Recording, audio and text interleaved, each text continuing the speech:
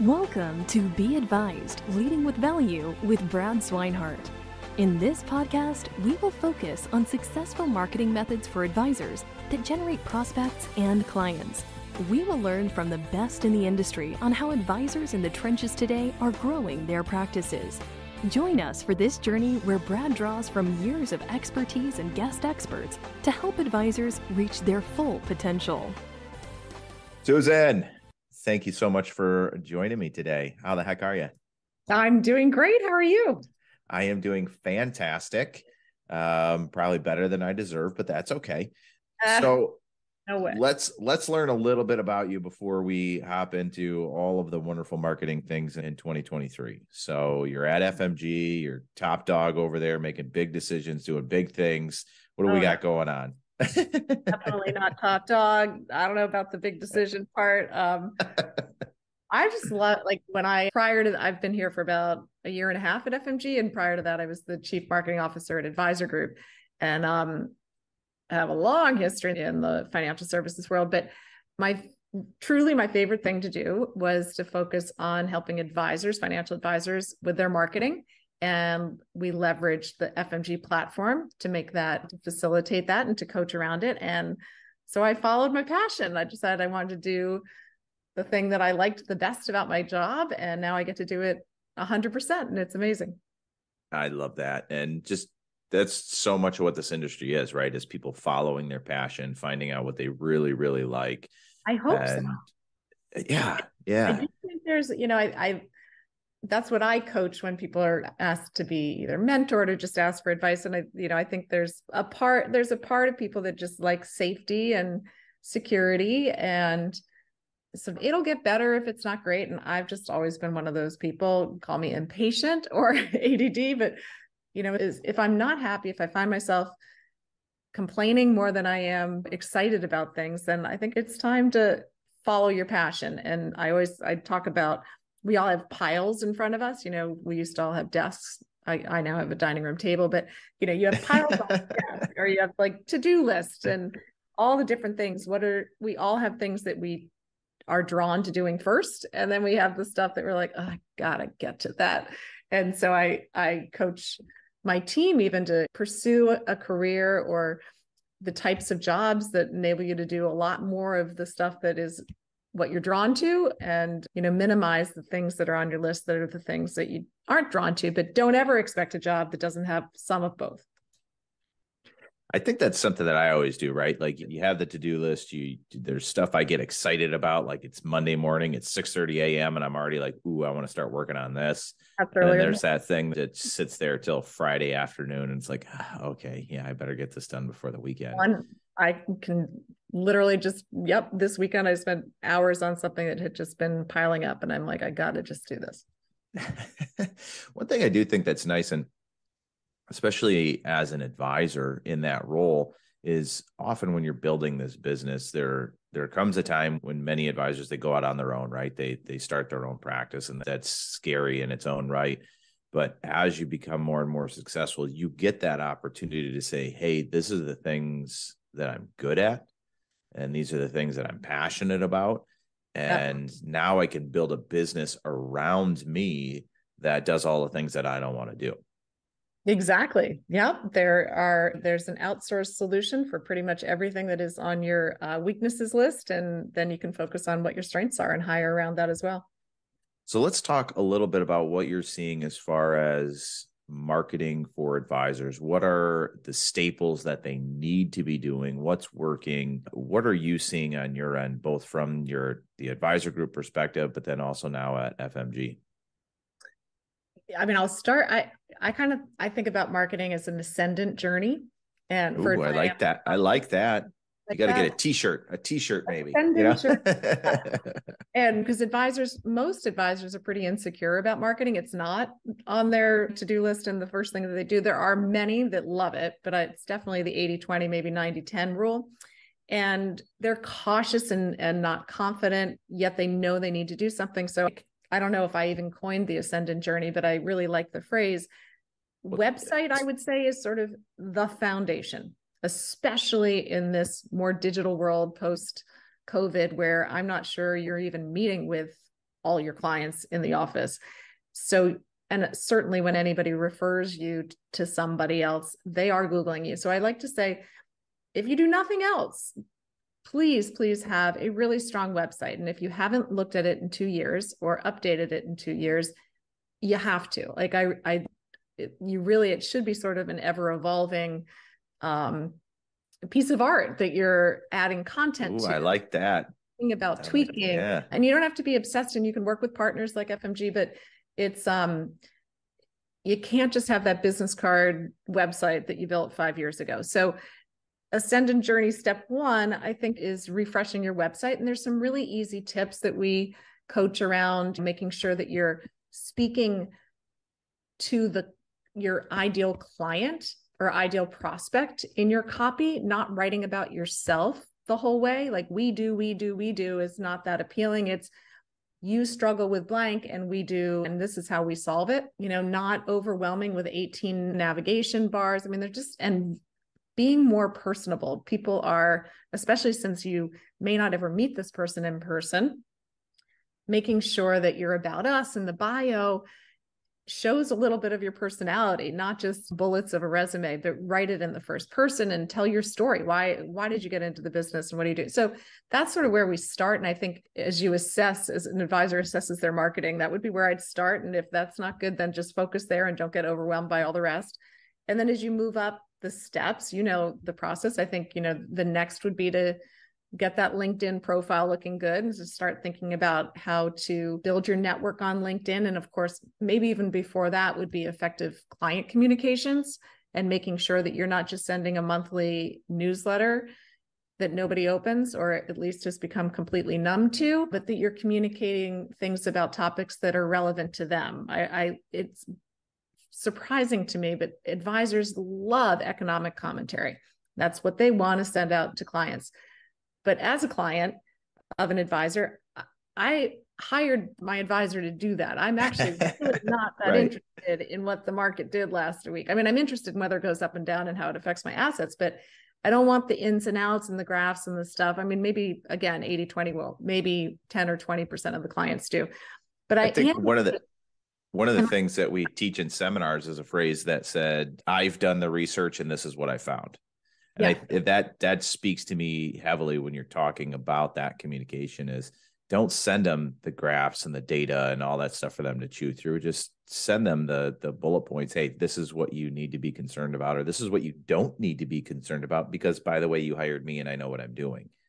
Exactly. It's always thinking about the what's in it for the audience. What would the audience value? So this is what the market did at a high level, and what it means to you is blah, blah, blah, blah, blah. So we write a lot of content for advisors, and the stuff that gets opened the most is content, like a blog on technology for seniors, suggestions on technology for seniors, or, how to prepare adult children for an aging parent. It's not the ins and outs of alpha and beta and that sort of thing. So I think content marketing and consistent communications to clients above and beyond that newsletter is maybe the next step. And then we get into social and so on and so on. How do you add in personality to a website and a newsletter? I know this is a relationship business, right? It's a numbers game. It's for sure, marketing, advertising, all of that. Prospecting in general is a numbers game, right? But when they find your website and they start getting your emails, how do you add in your own personality to that so that it's not bland, boring content that your readers are going to ignore? I think just not trying to be so buzzy and literally writing what you would say to somebody. So start with an interesting subject line, not January's monthly newsletter. Start with something that's a little more provocative, or a question that you're answering, and then use much more conversational language. And I've seen advisors have great success with including a personal fact at the bottom. One advisor, I think, was building a new office, or maybe it was even a new home, and he shared at the end, he would just say, chapter 2 on my never ending building experience or whatever. And that was what people read, not the rest of it.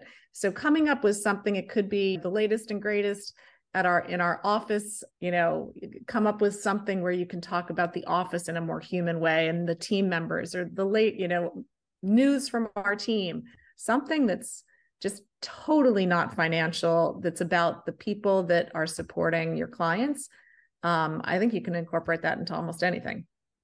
I love that. And you just saying that kicks into my memory when everyone had to work at home for a solid year, like when they're having Zoom calls and meeting people for the first time, and your backgrounds were pretty interesting there for a little while, right? Yeah. Because you got thrown into it, and all of a sudden people just saw your life as opposed to like your polished office and everything. Everyone's got a little bit smarter about it now, and there's strategic pictures and stuff. But I remember having calls when I was remodeling my house and I was redoing my fireplace, or I was concreting a wall in my house, which nobody does. And it's very cool, but it's a big pain in the butt if you ever want to try. But I remember having those conversations, and the next call, people would be like, oh, let me see the fireplace. Like, how far did you get? What's going on? Like, sure, we're getting down to business. We're doing our thing, but that human element, now there's that connection there. And it's nothing to do other than putting in a little bit of personality into a normal way to communicate. And it's sort of that personal professional relationship, not keeping it all professional, but building a personal professional relationship involves opening up, being more vulnerable, and sharing things about yourself. And that makes you closer and makes them trust you more, and all the rest. I think there's a reciprocal nature too. When you're sharing about yourself, this is what I'm working on, this is what I'm doing, immediately the people are learning, they're connecting, they're seeing you more as a person. But then they also want to say, whoa, I did this before, or I don't know how to do construction, but I love working on cars, or whatever. And now you have this personal bond where you can do the same thing. You can open those conversations saying, how's the restoration coming on the T-Bird? You can have those real personal conversations. Email them things about cars, you will get 100% open rate, and you'll still get about a 20% open rate on your newsletter. I mean, they're people. I love that. Okay, so you need a website, and let's focus on your ideal prospect, language towards them. Let's not focus on how great I am and all the cool things I've done. Let's start with email communications. And again, let's do things that people want to read, not the stuff they hire you to read. Yep. And then, okay, we started talking about like social media. Yes. I always say LinkedIn first, because a lot of times when you Google, when you Google someone, that's the first thing that comes up. Oftentimes, even before their professional website, because you're searching their name. I'm searching Brad Swineheart. I'm not searching Oxford, Advisory Group. So when that pops up, what do we want that to look like? Again, I think, advisors should think about building a personal brand as well as a business brand. And as we just talked about the email communications, part of that, what we were hitting on, is the personal aspect of the business brand, because they are choosing to do business with a person. And so LinkedIn just enables you to further that. And, so a photo that was taken 10 years ago in a suit with a white background, probably not ideal. Like, I'm just not going to be drawn to it. Better or worse than the car selfie or the cropped wedding photo? Right. Oh, those are all in the don'ts. You could also look at other people and try to get ideas for which ones are you drawn to, which are the pictures where you look at the person and like, oh, I'd like to meet them. I mean, I think it still needs to be a professional shot, but it should be you smiling, and it should be recent, and it should be what you normally wear. If you really wear a 3-piece suit, then do that, but smile. But most of us don't wear a 3-piece suit, so wear what you normally wear. And then change the background. Don't have the background be the static one that comes with LinkedIn. Make it something that relates to your brand or a passion of yours. It doesn't even have to be about your business. And then work hard to not just have your about us be a resume. Write it like a story, so that you convey some of the high points of sort of what you view as some of the value that you provide to your clients and your passions, but go beyond just the business stuff and include some of the things about your family and your outside interests. And, just make sure that, I think LinkedIn gives you that X% complete. I mean, just make sure you get that as high as possible, because that'll help you in the search and in the sort of algorithms. And that's step one. And then it's sort of, what do I do to build my network and post, which is a whole nother category of advice. Well, let's get right into that. Do you think, before we learn how to build a network on LinkedIn, and I totally agree with you that it's the best place to focus on first, what do you think about the Facebooks, the Twitters, the Instagrams, the TikToks, the whatever else new flash in the pan social platforms that are coming out? Because a lot of times advisors, they see all of this and they don't know which one to focus on first. Yeah, shiny. Yeah. Well, I heard from somebody I should be. Yeah. Yeah. Advisors aren't distracted by shiny objects. Come on. I mean, I think everyone as a entrepreneur loves shiny objects. I'm the same way myself. Like, ooh, what about this new gadget? This sounds great. Or you hear somebody grew their business by 20,000 times by doing XYZ. You're like, I need that. So I used to just answer this question based on my own beliefs. And I realized that was not the right way to answer it. It totally depends on who your target client is and where they spend their time. So I think I'm very used to talking to advisors who are about my age, and their target customer is in their late 40s and 50s. And so I play that role. So I think about LinkedIn. But, if I know an advisor who is targeting young entrepreneurs and he's on Twitter and it's worked phenomenally, and I don't know the target audience, it would be perfect for Instagram, but I'm sure there is one, and it probably will continue to evolve and they'll age.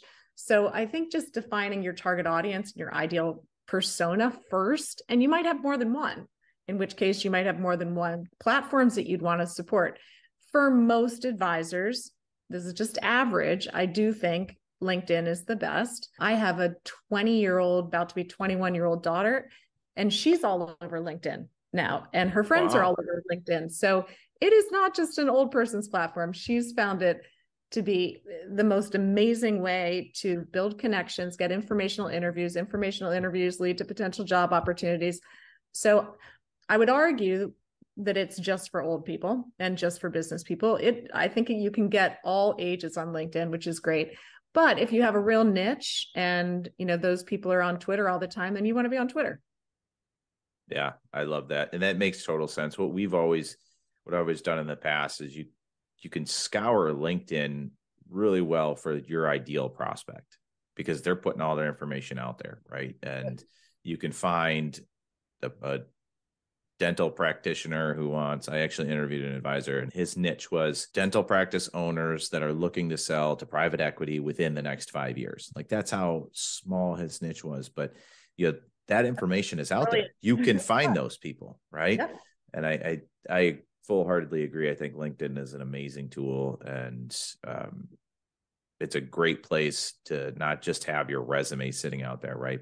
Or business card, but like you said, have it be inviting, have it be an ad. I talk a lot about found credibility and how that's different than pushing information at somebody. When you email someone how great you are, you put out an ad and you push something to someone that says, hey, I've done X, Y, and Z. That's one thing, right? That works for a very specific audience. But when someone is researching you and they find things about you, when they go and they, because when you research a professional on LinkedIn, you almost feel a little bit like you're a sleuth, like, ooh, I'm going to find out this information. I'm going to get in there, and it's, oh, he runs a podcast, or he writes for X, Y, and Z, and he's done this chair. Like, now I know these things, but he doesn't know I know these things, right? So that credibility that's found there is so much different than pushing that at an ideal prospect. They're doing the research. They're finding out about you.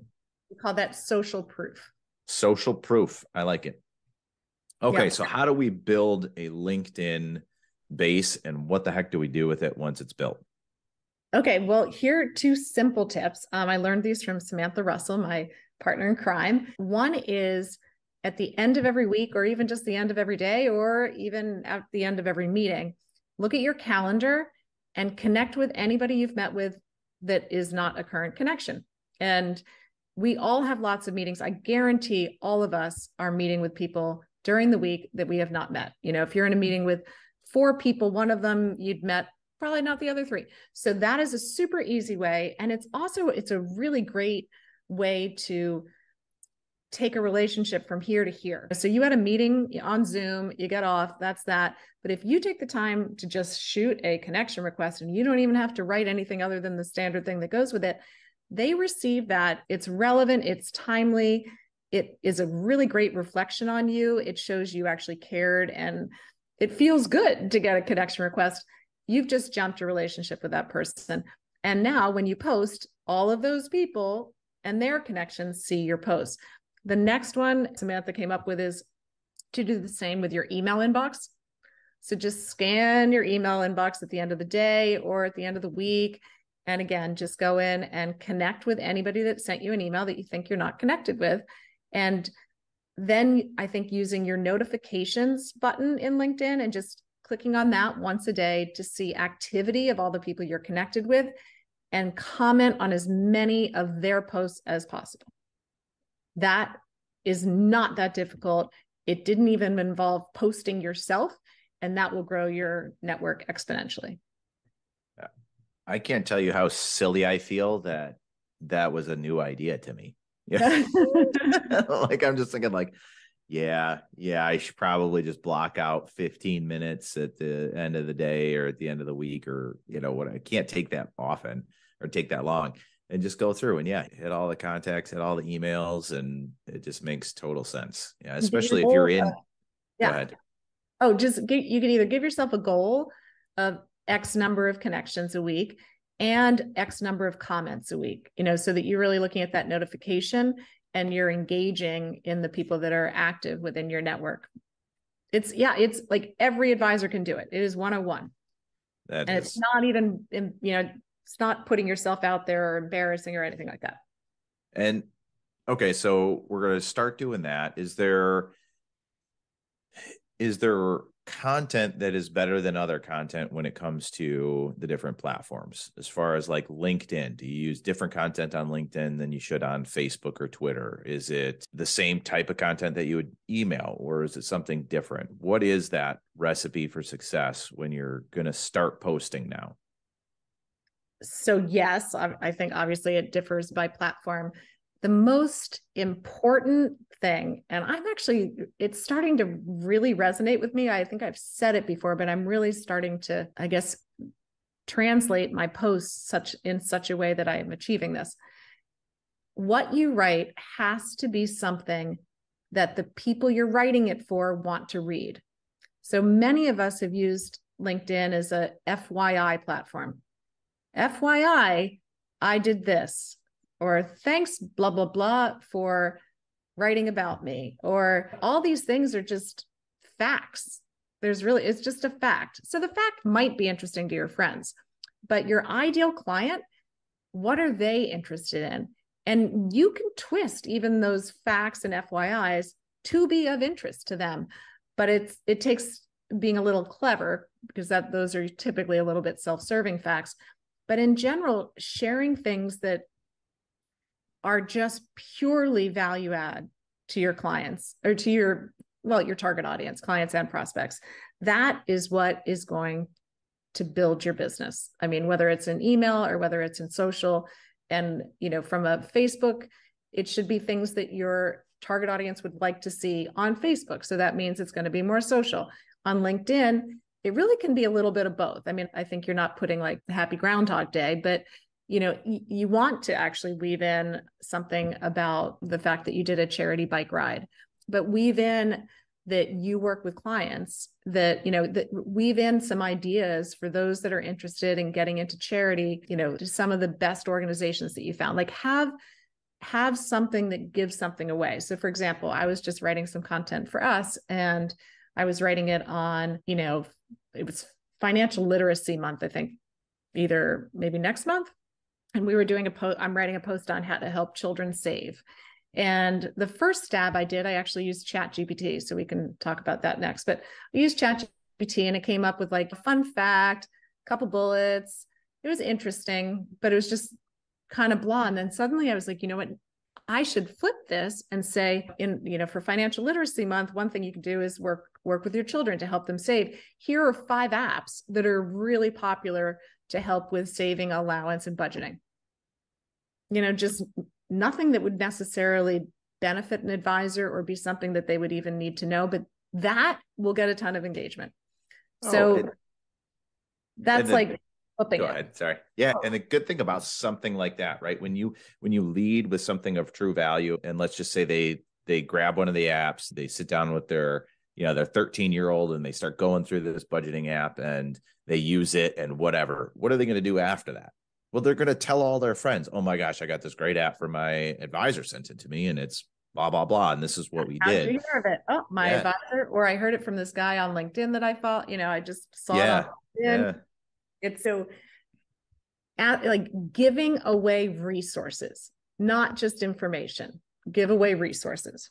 Yeah. I just leading with something of value that someone then not asking for anything in return, just saying, hey, this is what it is. And this is what I found, and this works really well. And hey, what a great way to blend in your personality in that and tell a story about your family and your 13-year-old that you did budgeting with. And this is the app that you used, right? Now you've put it all together and you send it out in an email and you link it to your social posts and say, hey, check this out. This is a photo of us doing it. And then in 3 months later, you talk to that prospect or that client and they say, hey, you know what? How's the kid doing with the budgeting app? Mine's still on it. She uses it every day, Totally. Yep. So it's not as hard as it seems, but it's counterintuitive. I think it's not natural for us. We want to write facts. Yeah. Did you know that, but we really don't, we just want tips. We just want, resources that help us with something we're challenged with. Something digestible, something that you can see it. That I always say you're at war with the scroll, right? You only have so long before they're scrolling on to the next thing, and they're going to spend more time with you the more you prove that the time they spend with you is valuable. Exactly. Totally. All right. So as far as like the content goes, I think we really nailed that. We've got the platforms down. One thing I always tell advisors to do if they're deciding between what platforms where to spend their time is to spend a couple of weeks just scrolling it, viewing the online personality or the kind of the social construct that's on that platform so they can understand, is my post going to be appropriate? Is this how people want to interact, and kind of see what their business is going to be represented next to, and I've done that with a handful of advisors that were very eager to get on TikTok. And after spending a couple of weeks scrolling TikTok, they said, yeah, never mind, I'm going back to LinkedIn. So I think that's one way to do it. But, so FMG, you guys have an amazing content library. You source a lot of content from great publishers. How do you guys decide what would be the best content for an advisor's consumer base or readers, or should possibly be shared on their social or email? Again, I don't think for our do it for me clients, I am deciding. I'm building a monthly calendar with 2 to 3 blogs, 3-ish emails, 10 social posts, and some optional content that would be more niche or, to a specific prospect niche potentially. And for every email, I write it in a client and a prospect version. And then we write ad hoc timely emails. So if there's, the Fed met and raised interest rates by a quarter, I write a timely email that we send out for them. So in that way, that's called do it for me. So I'm being prescriptive in the content that I'm recommending, but for the rest of any client of FMG that is not a do it for me client, the library is their resources to choose what works best for them. And we add like hundreds of pieces of content, I think, a month. So there's just always new, fresh content on every search word you can think of. So, for advisors that are not in do it for me, you're just picking your search words that you want to write about. And then you find the content. What I recommend is consider it 80% there, copy it into Word, or just within our platform, just edit it, just change it so that it's your voice, add things that might be more relevant to your business specifically, and off you go. So that's kind of back to where we started in this, and an advisor being an entrepreneur, starting their own business, growing that business, and saying, hey, these are the things that I love doing, and these are the things that I'll do begrudgingly, and these are the things I'm never going to do, no matter how high that pile gets. And I will just wait until the desk breaks under its weight, right? And I think that you guys have at FMG, you have a solution for all of that, right? You can come in and do everything yourself, right? Because I love doing social media, I love doing emails, I love creating content and modifying content. You have that middle ground that says, okay, most of the stuff is done. And then you have the guys that are like, look, I'm not going to do any of this. Someone do it for me. Right. So I love that. But as we wrap up here, just the last minute or so, if you have an advisor that's kind of on the fence, doesn't know where to start. I had a website. I got it 10 years ago. I have a terrible picture on LinkedIn. I thought about email marketing and then I didn't do it. Where should they prioritize and where should they start? As I said, I think the website is the first place I'd start. And from there, then it's about developing a monthly content strategy of, I want to do X number of emails. Maybe it's even one email. I mean, one email to clients is better than most advisors are doing, but I'd recommend more. And one email to prospects, and ideally a blog. And again, there's plenty of places to get content. It's not like you have to write this thing from scratch. You just might have to read it and tweak it a little bit or not, and then think about social and do the steps that we just talked about, which is just super easy. Just build your network and comment on other people's stuff. And occasionally, try to find things that you're interested in sharing that share resources for your target client. I love that. So, Susan, how do they learn more? How do they get in touch with you? Oh, let's see. Well, I would be willing to just have anybody email me. You can fmgsuite.com, or they can go on our website and fmgsuite.com, and there's a get a demo button. So you can schedule time with one of our team members. So either one works. I love it. And I just had a demo with Jennifer and she was absolutely awesome.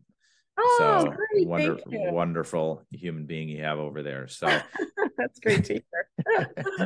Well, thank you so much for being on the show. This was a heck of a lot of fun. We will definitely have to get you back on later this year and say, hey, what's working now? Because I'm sure things will change, right? So totally change. We have to talk about ChatGPT. Oh, yes. That'll be a whole nother episode for sure. Totally. It was so nice. Thanks so much for having me.